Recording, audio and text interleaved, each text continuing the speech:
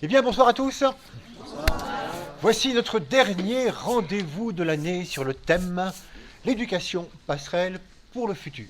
Le mois dernier, nous avons travaillé sur la continuité de vie, continuité de conscience, une éducation extrêmement importante parce que dans un monde dans lequel on a tendance à tout séparer, à morceler les choses, donc travailler sur cette continuité de vie et cette continuité de conscience est vraiment quelque chose de tout à fait fondamental. Et aujourd'hui, nous allons voir donc la deuxième partie, puisque la fois dernière, nous avons surtout insisté sur l'aspect la vie après la mort. Maintenant, nous allons donc parler beaucoup plus de renaissance. Pour ceux qui n'étaient pas là, un petit rappel rapide, nous avons resitué tout ce processus sur lequel nous allons continuer de travailler sur un schéma. Le schéma à 4 temps, qui est identique au schéma que l'on trouve par rapport à la respiration, lorsqu'on imagine une flèche qui monte comme ça vers le haut pour l'inspire, une flèche horizontale en haut pour l'apnée haute, une flèche qui descend pour l'expire et une flèche en bas pour l'apnée basse. C'est le schéma classique de la respiration avec ses 4 temps, mais nous avions vu aussi que c'est le schéma d'énormément de choses, y compris des moteurs à 4 temps, c'est exactement le même principe que les cycles des saisons, bien les cycles lunaires, ou bien tout simplement, comme nous l'avions vu, le cycle de l'eau. Avec l'eau qui coule, ici avec la flèche du bas, le moment de la flèche du monde, c'est l'évaporation, avec là-haut les nuages qui circulent et qui reviennent, et puis il pleut, et ça recommence, donc c'est ce qu'on appelle le cycle de l'eau bien connu. Et c'est sur ce cycle que nous avions calé la mort. Qu'est-ce qui se passe après la mort? Nous avions vu que la flèche d'en bas représentait la vie, le long fleuve tranquille que représente notre existence, tout à fait en bas, et que là, dans le virage, eh bien, c'est ce qu'on appelait la mort. Et là, on a vu qu'on s'évaporait, comme l'eau, avec deux processus qui étaient importants. Le processus de restitution, puisqu'on restitue notre corps physique donc à la Terre, on restitue notre corps d'énergie au monde des énergies, et puis un processus d'élimination qui peut durer beaucoup de temps, puisqu'on doit éliminer notre corps émotionnel, puis notre corps mental, et c'est vrai que ça prend du temps selon l'importance qu'on leur a donnée pendant notre existence. Et puis s'ensuit donc une phase en haut qui peut être extrêmement variable aussi selon le degré d'âme, qu'on appelle une phase d'absorption, une phase d'intégration, dans laquelle l'âme débarrassée de ses corps va rejoindre une conscience de groupe ou une conscience beaucoup plus abstraite en rapport avec l'ensemble. C'est un moment très important parce que c'est un moment où le futur apparaît. Ce qui est très important, c'est que dans le moment où on est dans l'élimination, après le moment de la mort, le passé nous apparaît et le présent nous apparaît. On a vraiment ces deux éléments. Et puis, en haut, d'un seul coup, comme on est relié directement en tant qu'âme et que le futur est l'apanage de l'âme, eh bien, on perçoit aussi le futur. Ce qui va justement nous permettre de préparer la suite de l'histoire. On a déjà une petite idée de ce qui doit s'en suivre, de ce qui va venir, et maintenant donc va arriver le moment de la renaissance, le moment de redescendre pour poursuivre donc une nouvelle mission sur Terre et la mettre en œuvre. C'est extrêmement important d'arriver aussi à parler de la renaissance, non pas pour vous donner des détails techniques, c'est vrai que je vais quand même vous donner des détails techniques sur la façon dont ça se passe, mais ce n'est pas forcément ça l'important, c'est pas ça qui est fondamental. Ce qui est important, c'est que éduquer à la renaissance, c'est vraiment éduquer au sens de l'humanité sur Terre. Qu'est-ce que nous faisons là? Ça a quel sens? Quand on prépare cette renaissance, à travers cette préparation, il y a tout un sens caché ou un sens qu'on oublie, nous, en tant qu'humanité, et qui apparaît progressivement au fur et à mesure qu'on est donc dans cette préparation. Essayons de voir en quoi ça consiste et qu'est-ce qui va se passer quand on va renaître. Pour des raisons diverses, parce que c'est le moment, parce qu'il y a une mission particulière, parce que les copains sont de retour aussi dans leur mission, parce que, comme nous l'avons vu, nous faisons ça en groupe, nous ne faisons pas ça individuellement, ce n'est jamais une décision individuelle de l'âme, c'est par génération, c'est par ensemble. Donc quand le moment est venu, eh bien, il va y avoir toute une préparation qui va s'opérer. Préparer à la mission. Ah, c'est quoi cette fameuse mission? Alors là, il n'y a que l'embarras du choix, tellement il y a de missions possibles.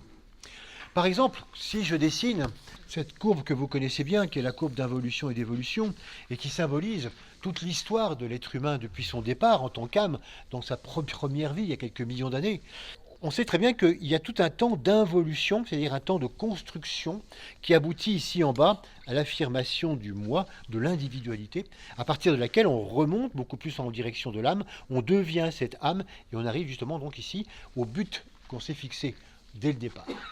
Eh bien, si on voit cette courbe-là, il est bien évident que les missions, elles vont extraordinairement être différentes selon le point où on se trouve sur la courbe. Si par exemple j'en suis ici en train de descendre, toute âme à ce point-là n'a qu'une seule mission, c'est de dire il faut pour l'instant réussir à construire un outil, une personnalité. N'oublions pas que la personnalité, c'est l'outil indispensable de l'âme par rapport justement à l'engagement pour la Terre. Or, ce qui est fondamental, c'est que toutes ces missions ont un seul et même but, s'engager par rapport à la planète Terre, qui est justement le titre de la conférence de ce soir. Pour pouvoir avoir cet engagement, il faut avoir les outils nécessaires. Donc, pendant des vies et des vies et des vies, peut-être des milliers de vies, j'en sais rien exactement, construire le corps physique, et puis construire le corps émotionnel, et puis affiner le corps émotionnel, développer le corps mental, affiner le corps mental, faire des synthèses de tous ces corps, réussir à construire progressivement une personnalité, une affirmation, un plan individuel, un individualisme, un égocentrisme. Donc, vous voyez qu'il y a des missions dont le but, c'est véritablement d'arriver à développer l'égoïsme, c'est-à-dire le sens de l'ego, le sens du moi, qui est tellement important pour après. Donc ça fait partie de certaines missions. Et puis après, quand on arrive ici, donc au point de départ de l'évolution, quand on a vraiment affirmé ce moi et qu'on l'a mis à l'épreuve et qu'on est compétent et qu'on sait faire vraiment des tas de choses, maintenant la mission, l'âme dit maintenant il s'agit que ce moi soit au service de l'âme que je suis. Le problème c'est que ce moi il est tellement centré sur lui qu'il va y avoir tout un boulot. Donc première mission, décentrage. C'est pas facile parce que la mission d'avant c'était hyper centrage.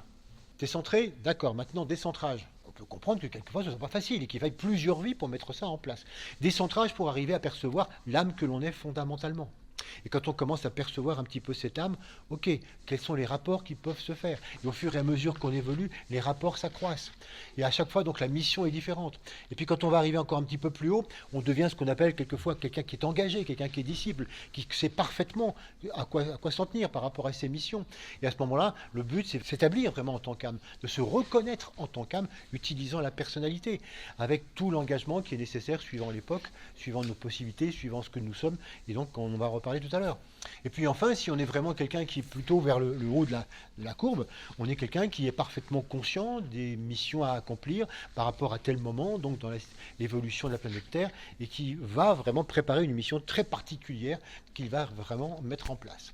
Donc je vous donne ça, c'est extrêmement rapide, mais c'est pour vous montrer qu'il y a une infinité de missions, depuis celles qui sont simplement en rapport avec l'individu, sa construction, son élaboration en tant que moi, et puis toutes celles qui vont dans l'évolu. Mais toutes ont pour but l'engagement pour la Terre, y compris celles qui sont en rapport avec l'involution. Quelquefois, quand on voit les gens qui sont dans le matérialisme et dans l'égoïsme, on a parfois l'impression que c'est certainement pas la mission de leur âme.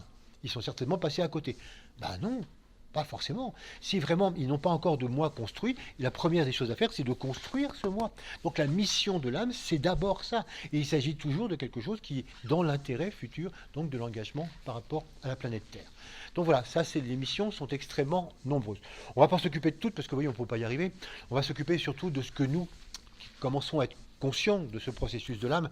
Qu'est-ce qui se passe quand on prépare justement notre future mission? On va se situer donc délibérément dans la courbe d'évolution. Donc, par rapport à cette éducation pour le futur, on éduquera progressivement à cette préparation qui est assez précise. En effet, une fois que l'âme perçoit un petit peu quelquefois sa mission, puisqu'elle a une vision du futur, elle va préparer tout d'abord les rayons de ces différents corps. C'est-à-dire qu'elle va préparer les qualités de ces différents corps. C'est-à-dire que la personnalité dont je viens de vous parler, elle est qualifiée par un certain rayon. Le mental, l'émotionnel, le physique sont qualifiés aussi par un certain rayon. Et ces rayons peuvent changer à toutes les vies, comme ils peuvent être semblables si on a besoin de retravailler une certaine qualité. Ceux qui ne connaissent pas du tout les rayons, imaginez, ce sont simplement des qualités fondamentales qui qualifient chacun des corps ou qui qualifient la personnalité. Et naturellement, par rapport à une mission particulière, il faut des rayons particuliers. Vous allez me dire, mais si c'est quelqu'un qui a besoin simplement de se construire, s'il a besoin de se construire, c'est vrai qu'il faut qu'il essaye absolument tous les rayons, parce que chaque rayon, chaque qualité apporte quelque chose dans la construction du moi. À chaque vie, il peut changer de rayon mental, de rayon émotionnel, parce que finalement, chacun amène un petit peu sa cote-part à l'ensemble. Par contre, si la mission est plus particulière, il sera important de dire, ce sera peut-être plus intéressant d'avoir tel ensemble de rayons pour réussir donc la mission dans laquelle tu vas avoir. Donc, préparation des rayons. Ceci est important parce que ça nous montre que dès le départ, rien que par rapport à ça, l'âme prend un grand soin à nous doter, nous, personnalité, parce que les rayons, c'est pour nous. L'âme a aussi un rayon, mais il ne change pas. C'est la base que nous sommes. C'est le grand soin donc, qui est mis par l'âme dans cette élaboration des rayons pour nous apporter les meilleurs outils possibles par rapport à ce qu'on a à faire. Dans les Yoga Sutras de Patanjali, il y a une recommandation qu'on appelle le contentement. Il faut développer le contentement. Qu'est-ce que c'est que ce contentement? Bon, c'est pas simplement être content de ce qui se passe, etc. Non, c'est réaliser que on a exactement les meilleurs outils possibles pour faire ce que l'on a à faire. Et donc si on se plaint, si on se dit oh oui mais moi j'aurais bien fait ça mais j'ai pas les moyens, non mais puis j'aurais bien fait ça, oui mais je peux pas, non mais si au moins j'avais un mental comme ça, non mais si j'avais une personnalité, c'est sûr que je serais comme ça, mais je peux pas. Nous avons les meilleures qualités, les meilleurs rayons possibles pour faire ce qu'on a à faire. Mais il est bien évident que si quelqu'un qui a reçu des outils de charpentier tient à faire plombier, il va se plaindre qu'il n'a pas les bons outils. Ça, c'est sûr. Et souvent, vous voyez, c'est ce qui nous arrive, nous. On voudrait faire plombier alors que la mission est plutôt de l'ordre de charpentier. Donc c'est sûr qu'à ce moment-là, on peut dire qu'on n'a pas les bons outils et qu'on n'est pas dans le contentement. Mais sinon, si on va vraiment, si on sent bien ce qui se passe et là où on va, c'est sûr qu'on a toujours les meilleurs outils pour pouvoir faire ça. Une fois que ça s'est élaboré, il y a un travail aussi qui est important, c'est de fixer certains paramètres astrologiques. Oh, pas l'ensemble du thème, parce que ça c'est quelque chose qui est beaucoup plus complexe et qui n'est pas forcément obligatoire dans la mesure où s'il fallait attendre les meilleurs auspices de toutes les planètes, etc., ça pourrait attendre longtemps. Non, mais il y a 3 éléments qui sont intéressants et qui sont des points de repère pour l'âme dans l'incarnation. Ces 3 points de repère, ce sont la Lune, le Soleil et l'ascendant. Ce sont vraiment les 3 points fondamentaux que l'on peut voir même pour nous-mêmes, qui sont une indication tout à fait intéressante dans notre thème astrologique. Donc, dans notre thème astrologique, on a la Lune dans un signe, on a le Soleil dans un signe, généralement c'est ce qu'on appelle être de ce signe. Si vous êtes du Bélier, c'est vous avec le Soleil en Bélier. Et puis l'ascendant, on l'a aussi dans un signe. Ces 3 éléments nous donnent une véritable dynamique de vie, d'où on vient et où on va. La Lune représente carrément ce qu'on appelle la prison de l'âme. La Lune représente ce qu'il faut tout d'abord se débarrasser. C'est quelque chose qui nous maintient en arrière, quelque chose qui nous maintient dans le passé. C'est une problématique, ou au contraire quelque chose qu'on a remarquablement bien réussi dans une vie, mais on a tellement bien réussi qu'on est très content et qu'on n'a surtout pas envie d'évoluer et qu'on a envie d'y rester. Donc la Lune, dans notre thème, représente toujours la première difficulté. Ça a l'air d'être une facilité. J'ai beaucoup de facilité à faire ce que la Lune indique dans ce signe, mais justement, il ne faut pas le faire. Le Soleil va représenter le signe dans lequel on est mort la fois dernière, puisqu'il y a une continuité. Donc si vous êtes né dans le signe du Bélier, c'est que la vie d'avant, vous êtes mort dans le signe du Bélier. Donc on prend vraiment complètement la suite de là où on en était. Et ça représente donc toutes nos potentialités. Ça représente vraiment l'énergie fondamentale de notre personnalité, tout ce qu'on sait faire, tout ce qu'on va savoir faire, qu'il faut développer. Et on a vraiment la capacité, un peu comme un germe, comme un bulbe, on a vraiment la capacité de développer complètement les capacités de ce type d'énergie et de pouvoir les emmener très très loin, y compris même au niveau spirituel. Dans quel sens on va le faire? Dans le sens indiqué par l'ascendant. L'ascendant peut indiquer aussi un certain nombre d'autres choses, mais ésotériquement, le but fondamental de l'ascendant, c'est de nous indiquer quel est le but de l'âme pour cette incarnation. C'est vraiment de nous dire vers où, vers quel type d'énergie l'âme aimerait nous voir avancer. Qu'est-ce qu'elle aimerait nous voir utiliser comme énergie pour pouvoir aller la rejoindre, pour être de plus en plus justement dans ce processus d'âme. Donc on voit très bien que nous avons ces 3 éléments et qui représentent presque une dynamique de toute notre vie en résumé. Ça veut dire que vous avez le passé avec la Lune, vous avez le présent avec le Soleil et vous avez l'avenir avec l'ascendant. Et que toute notre vie doit suivre cette dynamique, on doit pouvoir sentir en nous combien on s'est sorti de la Lune. Quelquefois, c'est vrai que le plus gros se fait avant 30 ans, mais on a souvent de beaux restes. Et même quelquefois, quand les choses vont pas, on a une certaine tendance à retourner dans sa Lune parce que c'est une sécurité, ça on sait faire, ça c'est bien. Ouais. Bon, voilà, donc se sortir de la Lune, aller vers le Soleil, parce que ça c'est vraiment ce qu'on a actualisé pour viser de plus en plus l'aspect ascendant. Voilà donc ce que l'âme va fixer également comme point, parce que c'est un point de repère bon pour chacun d'entre nous, et en même temps ce sont des énergies clés par rapport au travail qui est à réaliser. Maintenant, il va falloir véritablement construire les 3 corps, mental, émotionnel et physique. Pour construire ces 3 corps, il y a des choses dont je ne vous ai pas parlé la fois dernière qu'on appelle les atomes permanents. Imaginez que ce soit des petites mémoires comme des petites puces électroniques. Et finalement, qu'est-ce que c'est que ces mémoires qui sont stockées dans le corps causal de l'âme? Eh bien, ces mémoires, ce sont celles qui ont gardé le meilleur niveau vibratoire atteint par chacun de nos corps dans l'incarnation précédente. Donc le meilleur niveau vibratoire atteint par votre corps éthérique, votre corps d'énergie, eh bien, il est stocké dans cette mémoire. Même chose pour le corps émotionnel, même chose pour le corps mental. Donc le top de ce qu'on a été à un moment donné dans chacun de ces 3 corps, il est mémorisé. Et c'est à partir de cette mémoire que les 3 nouveaux corps vont être construits. En effet, ces 3 mémoires sont gardées dans l'âme, et l'âme, au moment de la préparation de la renaissance, eh bien, va larguer d'abord l'atome mental dans ce qu'on appelle le plan mental. Cet atome va y attirer la matière mentale, va attirer tout ce qui est nécessaire et construire le futur corps mental de la personne qui va naître. Même chose avec l'atome émotionnel, même chose au niveau physique éthérique. Et donc on peut dire qu'à un moment donné, tout est prêt. Le corps mental est prêt, le corps émotionnel est prêt, le corps éthérique est prêt. Et comme les rayons sont prêts également, eh bien, non seulement il y a les mémoires de ce qui s'était passé dans la vie dernière, donc c'est rassurant, il y a un effet cliqué. Au cas où vous vous demanderiez, est-ce que chaque vie, il faut tout recommencer ? Est-ce qu'on se souvient quand même un minimum de choses ? Alors des faits, pas du tout, mais par contre de l'état qu'on a atteint, oui. On est toujours dans cette vie-là, dans la vie présente, on est toujours le best-of de ce qu'on a été avant. Ouais.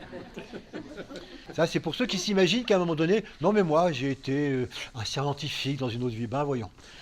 Si dans cette vie-là, je suis vraiment comme une quiche scientifique, j'ai certainement pas été un grand scientifique dans une vie antérieure. Donc on est toujours ce best-of parce que justement, il y a ces mémoires qui reconstruisent nos corps à partir de ce qu'on a déjà été. Donc c'est encourageant parce que vraiment, ça avance. Et puis en même temps, ils ont un côté tout à fait novateur, ces corps, parce qu'ils sont qualifiés par un rayon, comme je vous l'ai dit juste avant. Il y a cette mémoire donc potentielle, et puis il y a cette qualification à partir du rayon. Bon, ça avance. Naturellement, tout ça, je vous l'indique avec un temps. Premièrement, deuxièmement, troisièmement, n'oubliez pas que de l'autre côté, il n'y a pas de temps. Et que tout ceci peut se faire, si j'ose dire, en même temps. Mais comment dire en même temps quand il n'y a pas de temps ? Bon, voilà, ça fait partie un petit peu des choses pas faciles à trouver. Et tout ça, donc, se fait conjointement. Maintenant, les choses se précisent.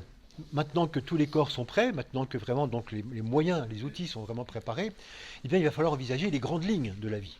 Et là, nous avons vu aussi la fois dernière qu'au moment de la mort, nous était présenté un tableau. Le tableau de rapport de cause à effet de tout ce que nous avons fait.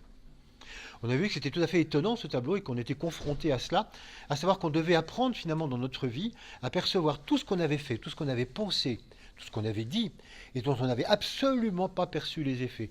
Soit parce qu'on avait fait ça avec quelqu'un et que la personne était partie, soit qu'on ne s'était même pas rendu compte qu'on avait dit ça ou qu'on avait fait ça et que ça avait eu telle ou telle conséquence. Et d'un seul coup, on s'aperçoit de toutes les conséquences de tout ce que nous avons fait, dit, pensé. Il paraît que c'est assez impressionnant. On peut l'imaginer. Et à partir de ce tableau, et qu'on comprend un certain nombre de choses, et comme on l'avait vu, on comprend un certain nombre de problématiques qui ont surgi donc de la vie antérieure, je vous avais dit, on a 3 choses à choisir. On a donc 3 germes qui vont être aussi les germes de la future existence. On avait vu qu'il y avait d'abord le germe du milieu. Dans quel genre de milieu il serait intéressant de renaître étant donné ce qui s'est passé dans la vie précédente. Le deuxième germe, c'était par rapport au corps éthérique. On a vu c'était un petit peu quel est le genre d'énergie étant donné le chakra dominant par rapport donc à la vie précédente. Et le troisième germe, c'était un germe relationnel pour arriver à retrouver les gens avec lesquels je suis en contact, à retrouver donc des personnes avec lesquelles je dois poursuivre des relations, soit karmiquement, soit parce que c'est un groupe, soit parce qu'il y a des raisons donc de coopération à mettre en œuvre. Et donc c'est là que ces 3 germes vont devoir maintenant opérer et progressivement dessiner les grandes lignes, les grands contours de la vie qui arrive maintenant. Je dis bien les grandes lignes, parce que les détails sont absolument inconnus et ne seront jamais fixés. Quelquefois, quand on se demande, oui, mais est-ce qu'on est libre ? Parce que si tout est fixé d'avance, est-ce qu'on est libre ? Oh oui, on est libre. On est parfaitement libre, simplement, si vous voulez, dans le cadre d'un grand processus global, fixé par l'âme, mais qu'on peut très très bien, en tant que personnalité, totalement ignorer. Et je crois que la plupart du temps, on est un peu à sourde oreille de ce que, éventuellement, l'âme a pu préparer, parce qu'on a envie de faire son truc à soi. Mais disons que les grandes lignes sont en tout cas dessiné, et le milieu dans lequel on va descendre, les gens qu'on va rencontrer, tout cela, oui, remarquablement dans la suite logique de ce que nous venons de vivre, donc juste avant dans la vie précédente. Et puis les choses se précisent. La famille maintenant. Naturellement, la famille aussi, là, ça peut être tout simplement, comme on va le voir tout à l'heure, pour des raisons tout à fait physiques, mais ça peut être aussi pour des raisons karmiques. Ce sont des gens avec lesquels on a déjà vécu des choses, dans lesquelles il faut qu'on revive des choses qu'on n'a pas fini de vivre, et donc il y a des choix qui peuvent être multiples par rapport aux choix des parents. Mais nous choisissons, effectivement, à un moment donné, nos parents. Vous allez me dire, eh ben dis donc, J'ai dû mal choisir à un moment donné quelque part, où j'avais pas tous les éléments en main, où on m'a caché des choses au moment du choix. Maintenant, presque tout est prêt. Nous avons une âme qui est descendue, puisque maintenant elle est habillée avec un corps mental, un corps émotionnel, un corps éthérique. Donc il n'y a plus qu'une étape, c'est le corps physique dense, pour pouvoir arriver à la naissance. Mais tout est prêt, tout est là. Et ça peut être un temps qui peut durer effectivement un certain temps. Pourquoi? Le temps que le corps physique se mette en place. Pendant ce temps-là, il peut même arriver que les parents ou les futurs parents ne se soient même pas encore rencontrés. C'est pour ça que c'est amusant d'imaginer que le futur enfant de ses parents se débrouille pour les faire se rencontrer le plus vite possible. Et leur donne l'idée de faire un enfant, parce que j'attends. Ça fait déjà un bon bout de temps. Donc finalement, les derniers à être au courant qu'ils font un enfant, c'est les parents. Et d'un seul coup, ils croient avoir une idée absolument stupide. Et si on faisait un enfant? Oh ouais, l'idée t'est venue. Ah oui, oui, bah, moi aussi, en même temps. Et l'âme qui est là, qui est derrière, évidemment, depuis le temps que je vous le souffle, que bon, on se dépêche. Et donc, ça va arriver, la conception va se réaliser, et puis finalement, 9 mois de grossesse, et puis naissance, donc sur le plan physique. Vous me direz, est-ce que ça y est, on est enfin né? Oui, mais pas complètement. Par exemple, il faut bien savoir que ça va se poursuivre après dans le temps. L'âme ne va prendre possession du corps physique de l'enfant qu'à partir de l'âge de 7 ans. Possession complètement du corps astral, du corps émotionnel, qu'à partir de 14 ans. Et complètement possession du corps mental qu'à partir de 21 ans. C'est vous dire le fondu enchaîné depuis très très longtemps de tout ce processus de naissance, et même quand on est arrivé et qu'on est dans le corps physique, tous ces processus donc de possession du corps par l'âme, eh bien c'est des choses qui s'étirent donc aussi dans certaines années. Rien n'est fait d'un coup comme ça. Alors maintenant, voyons cela du point de vue de l'histoire des parents. Donc dans l'histoire des parents, comme je viens de vous le dire, il y a quelque chose qui leur vient à un moment donné, c'est si on faisait un enfant. Donc ils ont conçu un enfant. Qu'est-ce qu'ils amènent finalement à l'être qui va naître? Les parents n'amènent qu'une seule chose, le corps physique dense. Ils n'amènent qu'une seule chose, l'enveloppe. Tout le reste, comme je viens de vous l'expliquer, est préparé longtemps à l'avance.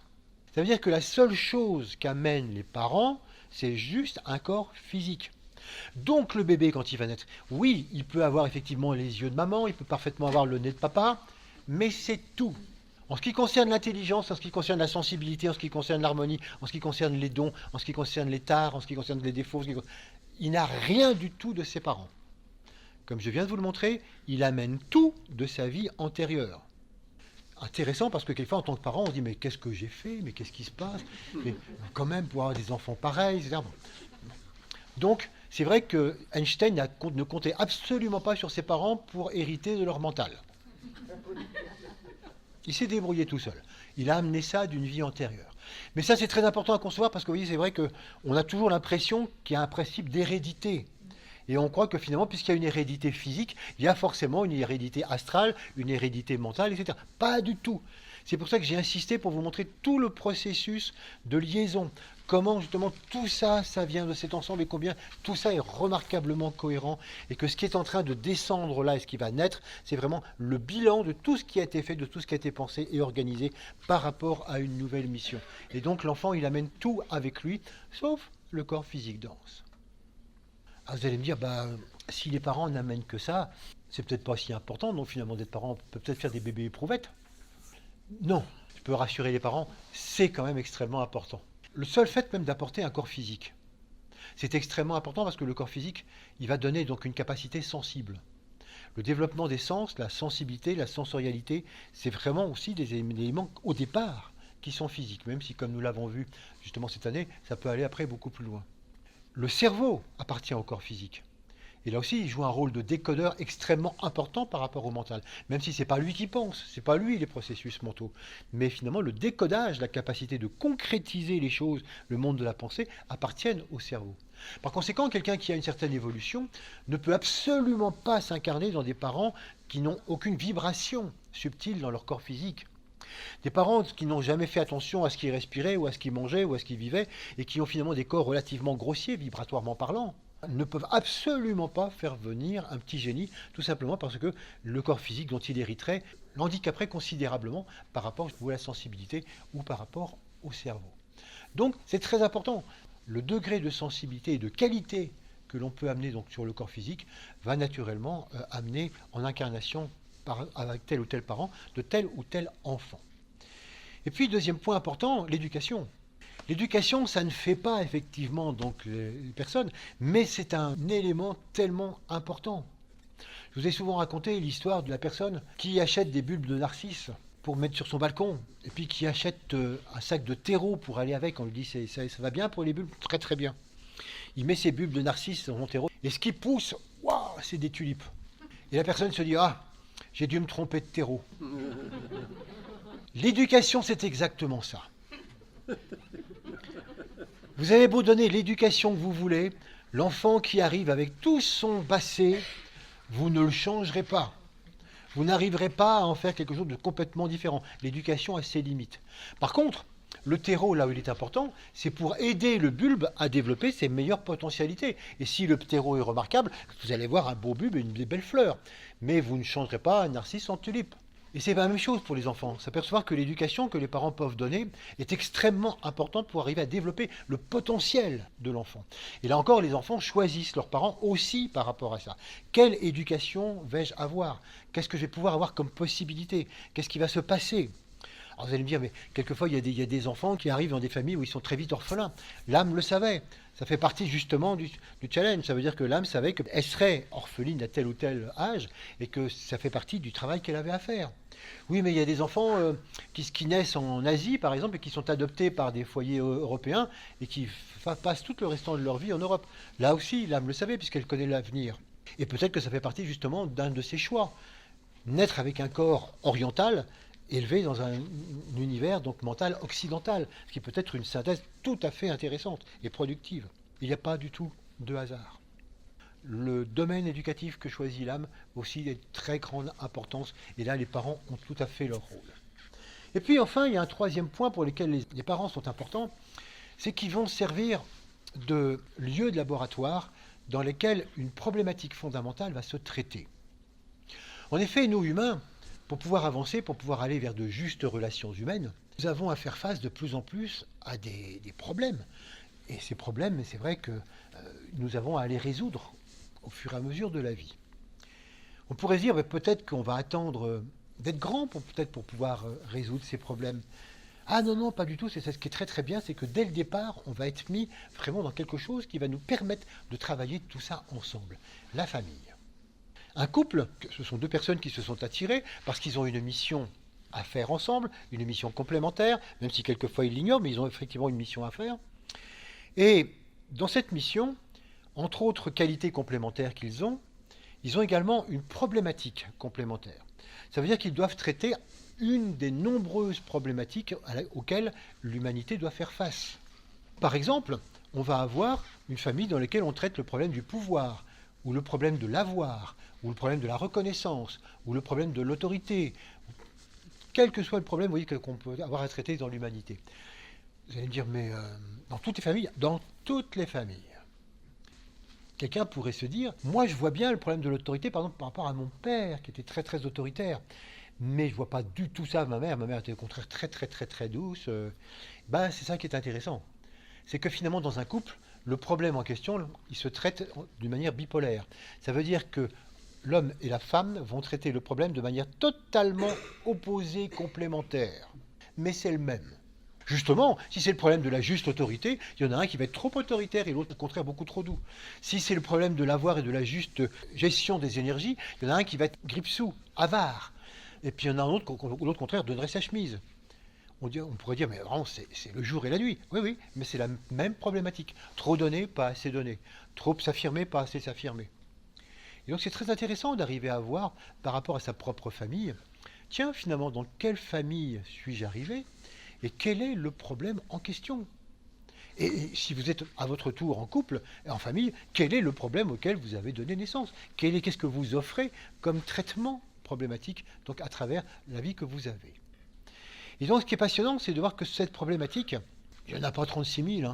On n'a jamais fait vraiment le tour de la question. Je crois qu'il y en a simplement 12, correspondant aux 12 énergies du zodiaque, qui sont 12 qualités fondamentales et qui ont donc leur revers, qui ont forcément 12 problématiques. Et c'est vrai que quand on parle comme ça à propos de ces problématiques, on retrouve très très souvent les mêmes. Donc c'est pour ça que je dis que s'il y en a 12 déjà, qu'on arrive à les regrouper sur 12 énergies, ça doit être à peu près le bout du monde. C'est pour vous montrer combien ce sont vraiment des choses fondamentales par rapport à l'humanité et combien nous avons tous à traiter cela et que nous avons à le faire de bonne heure. Pourquoi ? Tout simplement parce qu'une âme qui s'incarne, vu tout ce qu'elle a fait, elle sait parfaitement ce qui lui a posé difficulté dans la vie dernière. Elle sait parfaitement où qu'est-ce qui coinçait. Et se dit, ça, il faut vraiment que je le résolve. Souvent, d'ailleurs, c'est symbolisé par la lune dans le thème. La lune et le problème familial sont souvent conjoints. Et donc, il va falloir que je le résolve. Et donc, au moment de choisir les parents, au moins de choisir le milieu familial, elle va choisir des parents dans lesquels il y a ce problème qu'elle a elle-même à traiter. Alors, c'est quelque chose qui a été souvent mis en lumière avec la psychogénéalogie, dans laquelle on dit, on s'aperçoit qu'effectivement, en psychogénéalogie, il y a des gens qui héritent de la problématique de leurs parents, qui eux-mêmes l'ont hérité de leurs parents. Et on arrive quelquefois à remonter comme ça sur des générations, jusqu'à 7 générations, où finalement, chaque génération hérite comme ça de la problématique précédente. Oui, c'est intéressant de le voir comme ça, mais ça a un petit problème. C'est que c'est remarquablement irresponsable. Vous vous rendez compte ? C'est vrai que je suis malhonnête. C'est vrai que je suis un peu voleur. C'est vrai que franchement, j'arrive pas à être honnête. Je suis toujours un peu roublard comme ça. Bon. Mais j'y peux rien. Je suis tombé dans une famille de malhonnêtes. Mon père et ma mère, ils sont comme ça. Et eux-mêmes, ils ne peuvent rien, parce que déjà, leurs grands-parents, je ne vous raconte pas, leurs grands-parents, c'était une bande de gangsters bien connue de l'époque. Et il paraît qu'eux-mêmes dépendaient de... Ouais. Donc vous voyez, si j'y peux rien, j'ai une longue lignée devant moi de gangsters, de malhonnêtes, etc. Donc il me semble que je le suis un petit peu moins, mais c'est normal que je le suis. Responsabilité, zéro. C'est tout à fait autre chose de se dire, j'ai choisi de venir dans une telle famille, de manière à ce qu'elle me révèle une de mes problématiques à régler. La responsabilité totale. Non, on n'hérite de rien du tout à part le corps physique, même pas de cette problématique. Et si on descend dans une famille, c'est qu'on le fait exprès, de manière à ce que les parents nous servent de miroir révélateur de cette problématique à laquelle on participe. Et c'est passionnant parce qu'on va se retrouver finalement, si on est 2, 3, 4 enfants, on va se retrouver finalement dans un vase clos dans lequel tout le monde traite la même problématique, avec des caractères différents, avec des caractéristiques différentes, avec des points de vue différents, avec des apports différents. Autrement dit, la famille devient un endroit où une problématique humaine peut véritablement être traitée et résolue. Et c'est ça qui est assez récent. C'est que dès le départ, finalement, il y a quelque chose qui nous met déjà dans le bain. On a à dépasser un certain nombre de points pour pouvoir aller dans l'évolution. Et ça touche aussi bien les enfants que les parents. Et c'est là où l'éducation est complète. C'est là où, justement, le fait d'avoir des enfants, c'est souvent dit, eh bien, ça éduque aussi les parents. Souvent, on le dit par rapport à un certain nombre de choses à travailler, mais on le dit rarement par rapport à cette problématique. C'est que les enfants vont révéler la problématique aux parents, de même que les parents révèlent cette problématique aux enfants. Est-ce que ça se résout toujours ? Non, pas toujours. C'est vrai que souvent, on n'en prend pas souvent conscience, en tout cas pas assez. Quand on en prend conscience, oui, ça se résout. Et à ce moment-là, c'est vrai que les choses changent. On peut le voir, par exemple, lorsqu'il y a des enfants qui ont un écart d'âge assez important. 10, 11 ans par exemple, on peut s'apercevoir que quelquefois ils ne viennent pas par rapport à la même problématique. Ça veut dire que les parents ont changé. Ils ont donc choisi ces parents pour une autre problématique qu'ils ont mis en cours de route. Parce que chaque fois que nous réglons une certaine problématique, ça nous laisse le champ libre pour en travailler une autre. Parce qu'il y en a des problèmes à travailler du point de vue humain pour arriver à l'harmonie complète. Donc à chaque fois qu'on en règle une, c'est vrai que ça nous permet de s'attaquer à une seconde et éventuellement des enfants viendraient par rapport à ça. On peut le voir aussi quelquefois avec des familles recomposées. Voilà donc comment nous avons un rôle important en tant que parents, ne serait-ce que pour révéler toute cette histoire et travailler ça tous ensemble avec les enfants, parce que c'est une manière pour nous d'avancer en tant qu'humanité et en tant que groupe. Et souvent, la plupart du temps, comme on n'arrive pas à le résoudre avec nos parents, la meilleure façon de le résoudre, c'est de le reproduire intégralement dans son propre couple. Et donc, c'est ce dont on s'aperçoit rapidement, c'est que dans son propre couple, à un moment donné, on réalise que je reproduis très exactement la problématique qu'il y avait entre mon père et ma mère. Bon, pas avec les mêmes rôles, ça peut même changer de sexe, etc., mais c'est la même. Ça veut dire qu'on vient de mettre le doigt sur la problématique fondamentale. Bon, quelquefois, comme je vous le disais, c'est pas facile à voir. Parce que, par exemple, si mes parents travaillaient le problème de l'avarice, il y en a un qui gardait les sous et l'autre qui donnait tout, moi, j'ai pas tellement de problème par rapport à cette gestion de l'argent. Je suis ni dans l'un ni dans l'autre. Je trouve que je suis un peu équilibré. Donc, je vois pas du tout en quoi j'ai pu choisir ce problème. C'est parce que quelquefois, je le traite à un autre niveau. Par exemple, moi, je suis avare dans mes relations. Pas au niveau de l'argent, mais au niveau relationnel. ou au niveau de la parole, ou au niveau mental. C'est vous dire que finalement, la même problématique peut se traiter sur des niveaux différents, sur des plans différents. C'est pour ça que ce n'est pas toujours facile à voir exactement quelle est cette problématique, parce qu'il faut arriver à jouer un petit peu avec tous ces paramètres. Mais c'est sûr qu'on l'a automatiquement. Et c'est ça qui nous fait vraiment d'abord travailler. Mais c'est vrai qu'il y a quelquefois des gens qui ne travaillent pas du tout cette problématique. Et on retrouve donc du coup des générations qui ont la même problématique. Parce que si moi je ne travaille pas cette problématique, si je ne la change pas, si je ne la transmute pas, bah, mes propres enfants ou les âmes qui viennent par moi, par mes enfants, bah, me choisissent parce que c'est la même problématique. Et si eux ne la travaillent pas non plus, leurs futurs enfants les choisiront parce que c'est toujours la même problématique. Donc il n'y a rien qui change. Mais vous voyez, il n'y a absolument aucun héritage de quoi que ce soit. Nous choisissons tout. Tous les éléments. Et c'est ça que je voulais vous montrer donc ce soir, c'est combien, depuis, à l'intérieur de ce carré, la richesse de notre choix. C'est nous qui vivons notre existence. Au moment de la mort, c'est nous qui choisissons les germes qui ont vraiment marqué cette existence. C'est nous qui éliminons ou pas. C'est nous qui prenons du temps, au contraire, allons vite. C'est nous qui nous remettons ensuite en tant qu'âme, qui commençons à voir le futur. C'est nous qui choisissons notre mission en tant qu'âme, naturellement pas en tant que personnalité. C'est nous qui voyons ce qu'il faut vraiment réaliser, comment on prépare nos différents corps, comment on se prépare à cette nouvelle mission, quel est le milieu dans lequel on arrive et quelle est la problématique qu'on va traiter en arrivant avec les parents. Tout cela, c'est notre entière responsabilité. On ne peut pas accuser notre carte de rayon, notre thème astrologique, le milieu dans lequel on est arrivé, on ne peut accuser rien. Nous sommes responsables de tout intégralement.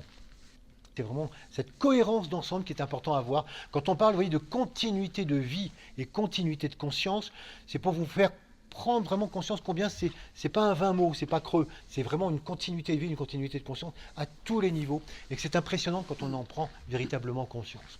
Ça vous montre combien notre vie s'intègre progressivement comme une petite pièce de puzzle dans un ensemble. Combien dans cette histoire d'engagement pour la Terre, notre vie progressivement va toujours dans ce sens-là. Alors, que dire par rapport à cet engagement pour la Terre ? C'est vraiment important de traiter cet engagement pour la Terre parce que c'est vraiment nouveau. On peut dire que ça n'a pas plus d'un siècle. Dire que l'âme s'engage par rapport à la Terre, c'est tout à fait nouveau. En effet, avant, dans les religions, on parlait d'engagement pour le ciel, engagement pour l'âme, engagement pour Dieu. Dans les religions donc du passé, que ce soit le bouddhisme, que ce soit donc le christianisme ou d'autres religions, je prends simplement Orient et Occident, et c'est encore enseigné maintenant, finalement nous partons de la personnalité, et nous en tant que personnalité, à quoi devons-nous nous engager ? Vers le ciel, vers le nirvana, vers l'état de Bouddha, vers l'état de sainteté, vers le paradis. Et donc nous visons ce point-là. Et la terre, oubliez. C'est l'endroit du péché, c'est l'endroit de la difficulté, c'est l'endroit de ce qui nous freine, c'est l'endroit de ce que nous devons lâcher pour pouvoir viser le ciel. Bon, est-ce que c'était faux ? Non. À cette époque-là, l'humanité était tellement reliée complètement en bas que c'était nécessaire de la dégager de cette gangue pour l'amener là. Mais maintenant que ça a été suffisamment fait, il est intéressant de prendre justement le processus inverse et de commencer à dire, parce que maintenant on peut commencer à le faire, on ne part plus simplement de la personnalité, on part en tant qu'âme, et nous en tant qu'âme, c'est quoi cette histoire ? C'est un engagement par rapport à la Terre. Et donc si on a à s'engager, c'est maintenant par rapport à la réalisation de la Terre. À partir de là, on change complètement la dynamique. Ça, c'est vraiment quelque chose de tout à fait fondamental dans les esprits parce que on a encore gardé quelque peu cette histoire qui se répand souvent quand on dit qu'on fait une démarche spirituelle. Ah, oui, une démarche spirituelle. Toi qui planais déjà. C'est intéressant maintenant de mettre dans les esprits, dans le monde de l'éducation, qu'un engagement spirituel, c'est un engagement pour la Terre. C'est les âmes qui sont venues par rapport à la Terre et qui s'engagent par rapport à ça. Et que maintenant, le temps de s'occuper de soi, le temps de s'occuper du salut de son âme, il faut réaliser combien c'est de l'égoïsme spirituel. Pendant que je m'occupe du salut de mon âme, je m'occupe de rien d'autre. Et puis, si on réfléchit bien, ça veut dire quoi ? Est-ce que l'âme est venue sur Terre pour simplement le plaisir de se révéler à elle-même ? Ça n'a aucun sens. Oui, mais c'est bien gentil de s'engager pour la Terre, mais il faut déjà peut-être remonter en tant qu'âme. Oui, bien sûr qu'il faut remonter en tant qu'âme. C'est évident qu'il faut pouvoir atteindre ça. Mais il faut que cet engagement en tant qu'âme soit un moyen, soit une étape. Alors que jusqu'ici, c'était le but. C'est certainement pas le but. C'est le moyen indispensable pour pouvoir dire, maintenant, en tant qu'âme, je m'engage pour la Terre. Parce que c'est pour ça que je suis venu. Et regardez comme ça peut changer beaucoup de choses, parce que l'engagement par rapport à la Terre, si on le voit de cette manière-là, c'est la fin des guerres de religion. Parce que vraiment, là, c'est complètement une autre perception des choses.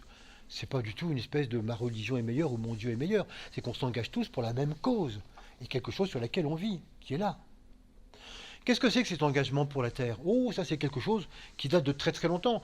Comme je vous l'ai raconté, c'était je crois au mois de juillet, quand on a parlé justement de notre capacité à pouvoir remonter en amont. D'où on vient? Qui sommes-nous fondamentalement? Et je vous disais que nous sommes un groupe d'étincelles divines, d'étincelles de grande vie, une. C'est difficile et les mots manquent à ce niveau-là parce qu'on ne le vit pas. Donc nous sommes vraiment une étincelle fondamentale, un esprit ou un pur esprit. Et qu'à ce niveau-là, nous sommes tous venus sur la Terre en demande à l'esprit de la Terre pour amener justement l'amour sur cette Terre. Donc c'est par rapport à un plan global que nous sommes venus donner un coup de main. Et nous nous sommes incarnés, nous faisons toute cette histoire d'incarnation et de mission de manière à réussir justement à amener cet amour sur Terre. Ce qui est un sacré défi. Parce que l'amour, c'est ce que nous sommes fondamentalement. Nous sommes, en tant qu'esprit, nous sommes tous amour.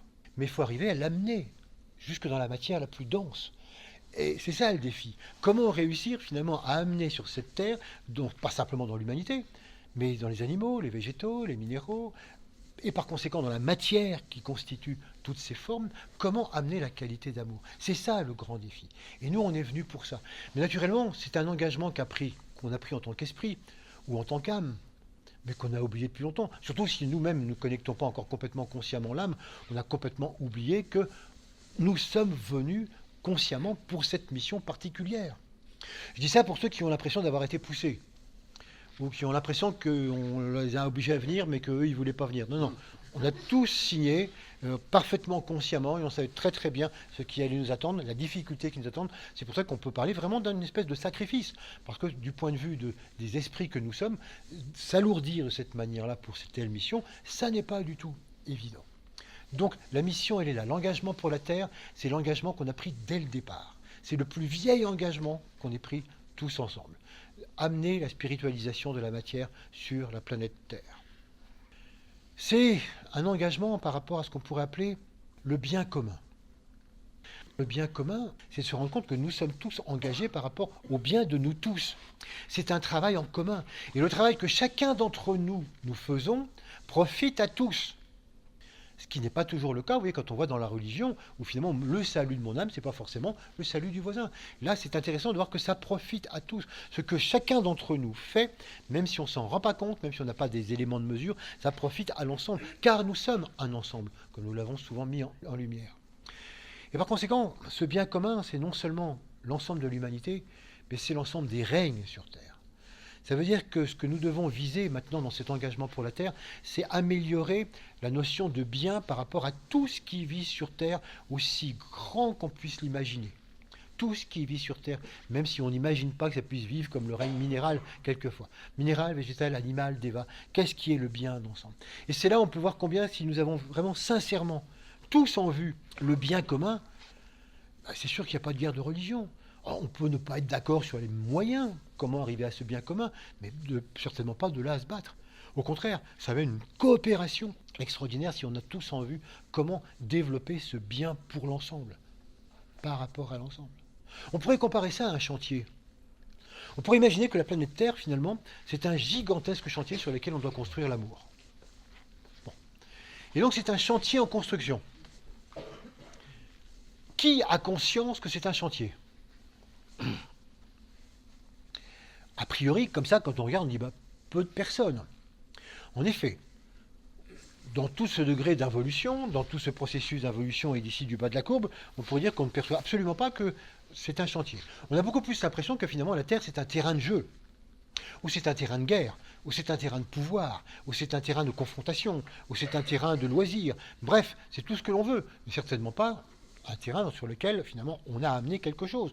On a plutôt l'impression que la Terre, c'est vraiment quelque chose qui doit nous amener un certain nombre de plaisirs, un certain nombre de rétributions, un certain nombre de... On parle de... Ça doit nous nourrir, ça doit nous faire vivre, ça doit nous amener des choses, ça doit nous faire plaisir, ça doit nous enchanter avec des paysages, etc. La Terre doit nous apporter sans arrêt des choses. Exactement le contraire du chantier, sur lequel on se dit, non, c'est à nous d'apporter toute une évolution à la Terre, et on est venu pour ça. Donc vous voyez, ça change complètement l'engagement qu'on peut avoir donc, par rapport à cette terre. Mais c'est vrai que la plupart des humains se conduisent un peu comme des enfants sur ce chantier. Ça veut dire qu'ils ont inventé des jeux, ils ont inventé des rôles. Et donc c'est un immense jeu de rôle où chacun joue comme les enfants. Les enfants qui jouent à des jeux de rôle, ils jouent au papa, à la maman, au docteur, au secrétaire, au directeur, au plombier. Ils y jouent pour de vrai. Et ils y croient très fort. Mais nous, on est pareil. On y croit très très fort. On a notre propre jeu de rôle, c'est ce qui organise notre propre vie, on s'est organisé comme ça, et on se trouve que c'est normal, et on veut absolument la réussir. On voudrait que notre rôle fonctionne bien jusqu'au bout, et qu'on soit à la fin fier de dire « j'ai bien rempli mon rôle ».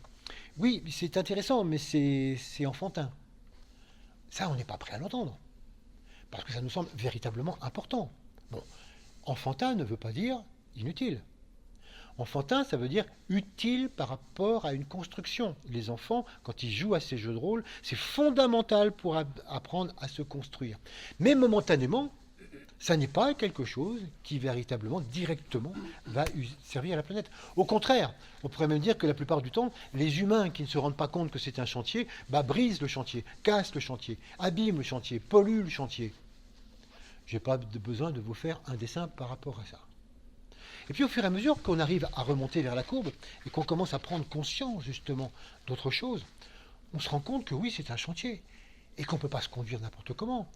C'est quelque chose qui est de plus en plus présent dans les consciences en ce moment, qui n'était pas du tout il y a une cinquantaine d'années. Maintenant, on s'aperçoit qu'on vient dire, on ne peut pas faire ce qu'on veut. On ne peut pas comme ça faire ce qu'on veut avec le climat, on ne peut pas faire ce qu'on veut avec tous les processus donc, de pollution, etc. Donc on se rend compte que c'est un chantier, qu'on n'est pas là pour abîmer, on est là au contraire pour construire, pour amener quelque chose. Chacun est là pour amener quelque chose. Et c'est ça qui est important. Et donc comment chacun doit pouvoir amener sa petite pierre. Et c'est ça qui est fondamental. Naturellement, certains pourraient dire, moi je ne sais pas trop grand-chose moi, sur ce chantier finalement. Mais bon, qu'est-ce qu'il faut faire? Fais ce que tu sens devoir faire pour le bien commun. Et vous voyez, cette idée du bien commun, ça doit être véritablement notre mot-clé qui résonne. Quand on est un petit peu perdu dans le quotidien, c'est quoi le bien commun? Qu'est-ce qui sert au mieux le bien commun? Le maximum de personnes, et pas le minimum. Ça change énormément de choses. Et on s'aperçoit que ça peut orienter complètement différemment notre façon de faire. Et donc, agir sur le chantier, c'est ça. Et puis progressivement, on prend de l'assurance. Progressivement, on se rend compte que c'est un chantier, on prend du recul. On devient finalement un peu plus connaissant de ce qui ressemble, de plans. On commence à percevoir, mais oui, il y a un plan d'ensemble, il y a un plan de globalité. Du coup, il y a des gens qui sont un peu plus au courant, ce sont un petit peu des maîtres d'œuvre, ou ce sont des chefs de chantier, ou ce sont des gens qui cherchent un petit peu à avoir une vue de plus en plus globale. Jusqu'au moment où on peut supposer qu'il y a des gens qui sont vraiment dans une vision extraordinairement globale et qui savent exactement où il faut aller. Mais ils essayent juste d'inspirer ceux qui sont sur le chantier. Ils ne peuvent rien faire tout seuls. Alors souvent, on aurait tendance à se dire, l'idée de plan, elle est très intéressante. On peut imaginer qu'il y a un plan de chantier. Mais si au moins on avait ce plan, si au moins ce plan, il nous était donné, si c'était clair. Et là, il y a une autre idée qui est tout à fait fondamentale, c'est que le plan, en tant que tel, il n'existe pas. Il y a un dessein fondamental, il y a un but fondamental, amener l'amour sur Terre. Mais le plan détaillé, c'est à nous de le faire. C'est à tous les gens de bonne volonté de le faire. C'est à tous les gens qui sont engagés qui font le plan. Parce que ça dépend de tellement de choses. Ça dépend des générations. Ça dépend des gens qui sont disponibles. Ça dépend des gens qui ont telle ou telle compétence. Ça dépend du fait qu'à un moment donné, il y a tel groupe qui est sur Terre et qui peut faire avancer les choses de telle manière. Mais que quand ils vont partir momentanément en retrait, il y aura tel autre groupe qui amènera ça. Et c'est finalement tout cet ensemble-là qui fait que ce plan, il se dessine au fur et à mesure par nos apports. C'est nous qui amenons progressivement la matérialisation du plan. C'est à nous de le mettre en place. Et donc c'est intéressant parce que vous voyez, à partir de là, ça gomme un peu l'histoire de « ouais, mais moi je ne sais pas le plan ». Mais faisons-le ensemble. Pensons-le ensemble. Naturellement, il y a des erreurs. Naturellement, forcément, on se plante. Mais c'est pas grave. À travers ça, on apprend. Et à travers ça, si on garde toujours l'idée du bien commun, il y a quelque chose qui est en train de se faire. Donc, on ne nous demande pas tout de suite d'être des chefs de chantier. On nous demande simplement c'est de faire notre petite part de colibri. Quelquefois, vous voyez, on se demande, oui, mais moi, où est-ce que j'en suis au niveau spirituel? J'aimerais bien savoir, parce que sur cette courbe, c'est vague, mais moi, où est-ce que je me situe exactement? Par rapport à cette nouvelle façon de voir les choses, d'engagement pour la Terre, se dire que l'engagement spirituel, l'avancement spirituel, il ne se mesure pas à ce qu'on sait, Il ne se mesure pas à un certain nombre de pratiques. Il ne se mesure pas à nos méditations. Il ne se mesure pas à ce que l'on imagine comme étant un état spirituel. Il se mesure à ce qu'on amène à la planète. On dit que nulle personne ne progresse si elle n'amène quelque chose à l'ensemble. Nulle personne ne progresse si elle n'amène quelque chose à l'ensemble. Donc si j'amène rien à l'ensemble, ça veut dire que momentanément je stagne, même si je sais plein de choses, même si spirituellement j'ai l'impression d'avancer. Et donc la question fondamentale de l'engagement pour la Terre, elle est là. Qu'est-ce que nous amenons? Et je ne parle pas de compétences techniques. Hein. Non, je ne parle pas du tout de ces processus-là. Ça, c'est notre personnalité. Qu'est-ce qu'on amène subtilement, intérieurement, en tant qu'âme? En quoi est-ce qu'on fait progresser le bien commun du point de vue de l'amour, du point de vue de l'intelligence? En quoi est-ce qu'on fait progresser les choses dans les justes relations, dans l'harmonie? En quoi est-ce qu'on fait progresser les choses justement dans la fraternité, etc., etc. En quoi est-ce qu'on amène quelque chose comme ça au quotidien? Eh bien, c'est dans ce type de progrès-là, c'est plus on amène quelque chose de fondamental dans notre quotidien, plus on peut dire qu'on avance sur le sentier et sur le chantier, les deux termes étant finalement complètement conjoints. Dans la jeune génération, c'est un état d'esprit qui est de plus en plus présent. On voit comment il est de plus en plus difficile de mobiliser la jeune génération pour des idéaux religieux et autres, rejoignons, et qui sont extraordinairement maintenant prêts à descendre dans la rue pour dire on s'engage pour la Terre. Hein, ça c'est un nouveau rayon, le rayon 7 à la place du rayon 6. On s'engage véritablement par rapport à la Terre. Et maintenant, c'est ça qui est important. C'est pour ça qu'il faut aller de plus en plus dans ce sens-là par rapport à l'éducation, non seulement par rapport aux jeunes, ou ceux qui n'ont pas encore ce genre d'énergie, mais aussi par rapport aux adultes. Et se rendre compte qu'il faut absolument suivre ce mouvement-là. Maintenant, une démarche spirituelle, c'est cet engagement-là. Arrêtons de nous engager pour le ciel, engageons-nous pour la terre. Alors on pourrait se dire, bah oui, c'est bien, alors les jeunes générations, tous les gens qui font ça, mais comment est-ce qu'on peut donner le goût de cet engagement pour les autres? Il y a plein de choses à faire. Mais ce soir, je voudrais simplement insister sur un point. On peut essayer de faire ça pour nous-mêmes et pour les autres grâce à l'émerveillement. Ah, le mot merveille, c'est une merveille. Merveille, ça a deux sens. Merveille, ça veut dire à la fois admirable et étonnant. D'ailleurs, quand on parle de Alice au pays des merveilles, c'est ce deuxième sens. C'est Alice au pays des choses étonnantes. C'est ça que ça voulait dire. Admirable et étonnant. Le mot étonnant, d'ailleurs, lui-même est très étonnant. Ça vient de tonnerre, coup de foudre. Quelque chose qui est un étonnement, c'est un coup de foudre, c'est un coup de tonnerre, c'est quelque chose qui nous réveille. Au cas où on serait un peu dans la léthargie, ouf, qu'est-ce qui se passe? Donc admirable et étonnant. Et troisième chose admirable du mot merveille, il vient d'une racine sanscrite qui veut dire sourire. Et quand on est dans l'état d'émerveillement, c'est exactement ce qui se passe. Il y a une ouverture physique qui correspond à une ouverture du cœur, quelque chose qui se fait, quelque chose qui s'ouvre à l'intérieur. Wow. Il y a un émerveillement et il y a un sourire intérieur qui se dessine. Il y a une expression en français qui dit « promettre monts et merveilles ». Alors, on comprend promettre des merveilles, mais pourquoi des montagnes? Pourquoi monts? Alors, il faut savoir qu'en français, mont, ça voulait simplement dire beaucoup. Et que promettre monts et merveilles, ça veut simplement dire promettre beaucoup de merveilles. Pourquoi je vous dis ça? Parce que c'est intéressant d'aller voir dans différentes langues comment c'est interprété. Et je voudrais simplement retenir la façon dont les Allemands le disent. En Allemagne, promettre monts et merveilles, c'est promettre le ciel sur la terre. Engagement du ciel pour la terre. Exactement tout ce que nous venons de dire depuis tout à l'heure. Donc, promettre monts et merveilles, en allemand, c'est promettre le ciel sur la terre. L'application, justement, des énergies du ciel par rapport à la terre. Cet émerveillement, c'est vraiment quelque chose qu'ont les enfants. Les enfants sont très, très naturellement émerveillés. C'est quelque chose, ils découvrent tellement de choses que, à chaque fois qu'on leur montre quelque chose d'un petit peu magique, c'est un émerveillement. Par contre, c'est quelque chose que nous, adultes, avec l'âge, on a un peu une tendance à perdre. En effet, on a vu tellement de choses, on a considéré tellement de choses. On dit, t'as vu un petit peu cette fleur? Bah oui, je la connais bien, je la vois tous les jours.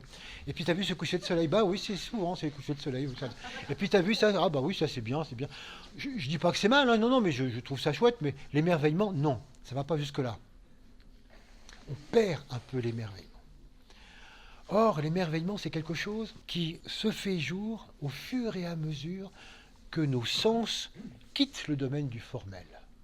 Comme nous l'avons étudié ce printemps, quand on passe avec l'ouïe, le toucher, le goût, l'odorat, la vue, au-delà des formes, au-delà des apparences, et qu'on commence à percevoir qu'est-ce qu'il y a derrière? Quelle est la qualité qui s'exprime derrière? Derrière ce qui est né, derrière ce qui est incarné, qu'est-ce qu'il y a derrière? Et c'est là où on perçoit ça. C'est pour ça que très certainement, les gens sont souvent émerveillés par rapport à un bébé. Parce que finalement, un bébé en soi, c'est pas forcément une forme jolie, bon voilà, c'est un bébé quoi. Mais il y a un émerveillement parce que on sent tellement ce qu'il y a derrière. On sent tellement tout ce qui arrive, tout ce qui se passe, tout ce que ça signifie, tout ce dont c'est porteur. Et l'émerveillement, il est là.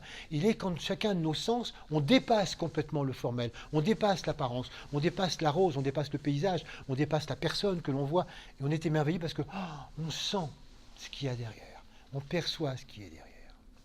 Et c'est ça qui est fondamental. L'émerveillement, pour nous, c'est notre capacité, vous voyez, à retrouver ce qu'il y a derrière les choses. C'est notre capacité justement à voir que derrière les choses qui sont quelquefois un peu tristes, un peu difficiles, quand on voit le quotidien, quand on voit les informations, on dit, dis donc, il n'y a pas de quoi s'émerveiller. Ah oui, si on en reste complètement scotché au monde des formes, et qu'on ne voit pas ce qui se passe derrière, oui, il pourrait y avoir de quoi quelquefois se désespérer. Mais si on a justement la capacité d'aller quelquefois derrière et de remonter ce qui se passe derrière, qu'est-ce qui se passe en conscience derrière, on s'aperçoit que ça progresse toujours. On y reviendra l'année prochaine, parce que l'année prochaine, justement, on mettra un thème sur est-ce que l'humanité va au crash, la planète, ou au contraire, on continue. Donc on parlera beaucoup justement de cette capacité qu'on a de s'émerveiller. Si on perd la capacité de s'émerveiller, il y a une espèce de réalisme de la forme, des apparences qui nous guettent et qui nous fait considérablement tomber. Ça nous plombe considérablement parce qu'on est touché par ces formes qui nous ramènent complètement en bas. Si on garde cette capacité de s'émerveiller, d'aller trouver la qualité qu'il y a derrière, c'est notre capacité de voir que le monde progresse. C'est que finalement le monde d'amour et de lumière, il est en progrès derrière les apparences. Et c'est une véritable invitation à aller voir derrière ces apparences. À aller reconnaître là où progressent les relations humaines, là où progressent justement toutes les qualités qu'on peut voir, l'ingéniosité, l'intelligence, même pas forcément des qualités fondamentales, mais d'aller voir dans toute situation, dans toute personne, la petite lumière. Nous, en tant qu'adultes, on le fait souvent avec les enfants. Ce qu'il a dit, à son âge, une réflexion comme ça, on s'émerveille. Mais quelquefois, par rapport à d'autres adultes, ouais. Et c'est dommage. Oui, donc, c'est intéressant de retrouver complètement notre capacité à s'émerveiller, parce que c'est notre capacité de retrouver ce qu'il y a à l'arrière-plan des choses, pas rester justement à l'avant-plan. Et alors, en ce moment, on approche les fêtes de Noël. Vous savez que Noël, étymologiquement, ça veut dire simplement naissance. Donc c'est complètement raccord avec notre thème. On est dans la naissance. Noël, ça veut simplement dire la naissance de l'enfant Jésus. Bon. Mais la naissance de l'enfant Jésus, c'est simplement un symbole. Ça veut dire que c'est le symbole de quelqu'un qui a une mission importante, qui naît et qui est parfaitement conscient de cette mission et qui va la réaliser. C'est donc là, il faut réaliser que tout ce que je vous ai raconté depuis tout à l'heure, nous sommes tous des Jésus. Nous sommes tous des êtres fondamentaux, nous sommes tous des êtres lumineux, nous sommes tous des êtres merveilleux. Et c'est ce que l'éducation doit nous enseigner. Et en tant qu'êtres lumineux et merveilleux, eh bien, nous nous incarnons parce que nous avons aussi une mission particulière. Oh, elle n'est peut-être pas encore au point de chef de chantier de celle de Jésus, mais ça n'est pas moins important. Et donc chaque fois que naît quelqu'un, c'est Noël. C'est une naissance fondamentale. Or, qu'est-ce que Noël symbolise? La fête de la lumière. La fête des lumières. C'est pour ça que dans les rues, partout, il y a des lumières. Or, regardez comme les enfants, et puis aussi souvent les adultes, quand il y a plein de lumières partout, on s'émerveille. C'est comme si toutes ces lumières étaient là pour nous rappeler l'émerveillement. L'émerveillement de la lumière qui s'incarne, l'émerveillement de la lumière qui est là. C'est comme si finalement toutes ces lumières étaient le symbole extérieur de nos propres lumières intérieures. À nous de découvrir l'émerveillement parce que nous sommes cette féerie de lumière. Il faut se rendre compte qu'à l'intérieur de nous, il faut aller le rechercher, il faut reprendre contact. Mais nous sommes cela. C'est pour ça que l'émerveillement, il est tellement important en méditation. Si en méditation, je ne m'émerveille pas au contact de l'âme que je suis, c'est que je ne suis peut-être pas vraiment en contact, donc je suis blasé, ou il y a quelque chose qui ne va pas. Mais il faut qu'à un moment donné, quand je touche la lumière, quand je touche l'amour, quand je touche une qualité, même si elle est toute petite, c'est se rappeler ce que l'on est fondamentalement. Et c'est merveilleux, c'est admirable, c'est étonnant, parce qu'au cas où on se serait endormi dans notre quotidien, mais je suis âme, je suis lumière, je suis amour. et se rendre compte que voilà, ça nous réveille complètement. Et donc c'est fondamental d'arriver à percevoir combien ces lumières extérieures nous rappellent à la féerie de lumière que nous sommes à l'intérieur. Et si nous avions la capacité d'illuminer autant que ces lumières extérieures, vous imaginez toute la joie qu'on pourrait répandre. Et nous en sommes capables. Nous pouvons, chaque fois que nous avons ce rapport, nous pouvons le faire. Une des grandes merveilles justement de l'humanité, c'est sa capacité, même quelquefois dans des circonstances extrêmement difficiles, dans des circonstances très noires, d'arriver à pouvoir aller chercher sa propre lumière intérieure, survivre et finalement dépasser ça, et que finalement la lumière finisse par vaincre les ténèbres et à illuminer autour de soi, quelles que soient les circonstances difficiles. C'est pas facile à faire, c'est un entraînement. Ne promet pas monts et merveilles tout de suite, mais c'est vraiment quelque chose dont on est parfaitement capable. Nous sommes capables d'avoir cette illumination. Et c'est pour ça que notre gros travail, vous voyez, il est là. Comment est-ce que nous pouvons chaque fois se rendre compte que notre mission, c'est une mission de lumière, c'est une mission d'amour, et il faut que nous nous révélions à nous-mêmes pour ça. D'où l'importance, vous voyez, de cette fête de Noël. Donc on pourrait dire qu'effectivement, se rappeler que l'éducation à la lumière, l'éducation à la merveille, c'est vraiment quelque chose de tout à fait fondamental, parce que c'est ça que nous avons à faire sur cette terre, c'est rien d'autre. Alors, pour conclure, je voudrais vous résumer toute l'année. Vous avez encore 1 heure ? Les conférences se succèdent, et par rapport au thème de l'éducation, quelquefois on ne se rend pas compte de tout ce que nous avons pu voir et l'effet que ça fait. Donc si on envisage l'éducation comme passerelle vers le futur, on a commencé par voir que l'éducation devait être quelque chose d'universel. C'est pas simplement l'humain. Tous les règnes sont concernés par rapport à l'éducation. Et que c'était quelque chose qui était permanent. L'éducation, c'est pas simplement pour les enfants ou pour des gens à certains moments. C'est quelque chose de permanent. Ensuite, nous avons vu que l'éducation devait se percevoir dans un monde de solidarité. Ça veut dire qu'on employait le mot solidaire au sens grec du terme, solido, qui veut dire globalité indissociable. Il fallait donc éduquer à une réalité indissociable. Ce qui était d'arriver à éduquer aussi bien donc dans une direction verticale qu'une direction horizontale. Nous avons vu que pour aller plus loin, aussi bien horizontal qu'au niveau vertical, nous avions donc 5 éléments fondamentaux pour nous, qu'on appelle les 5 sens. Et donc nous avons développé chacun des 5 sens tout à fait en détail pour aller justement au-delà des apparences, et de voir comment on peut s'émerveiller de tout ce que les sens peuvent nous apporter, donc en finesse, puisque chaque sens a une contrepartie sur le plan émotionnel, sur le plan mental, et sur tous les plans spirituels. Et donc nous, quand on en reste au sens physique, c'est vraiment la base. Donc on a vu comment développer ces outils, qui sont finalement autant d'outils au quotidien, y compris qui peuvent participer à cet émerveillement. Puis on a vu l'importance de l'éducation au mental, pas à l'intelligence, mais au mental, c'est-à-dire la capacité de penser, la capacité de philosopher et d'éduquer les enfants dès le départ à cela.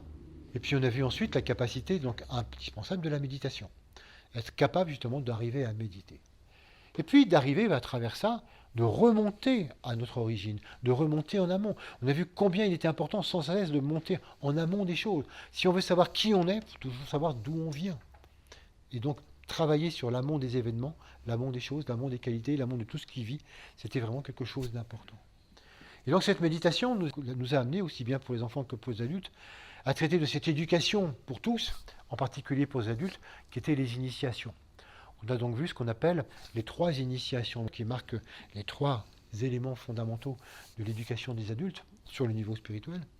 Et puis, à travers ça, on a travaillé ensuite sur l'éducation à la continuité de vie et à la continuité de conscience. Et cette continuité de vie et continuité de conscience, nous l'avons vu à travers 2 rencontres, l'une travaillant essentiellement sur la mort, l'autre travaillant sur la renaissance, les tout faisant un ensemble, puisque tout cela est en rapport avec l'engagement pour la Terre. Voilà tout ce que nous avons vu. On voit bien comment s'engager pour la Terre, c'est apprendre à aimer, et apprendre à aimer, l'éducation, nous y conduit à chaque instant. Et bien, je vous propose une méditation.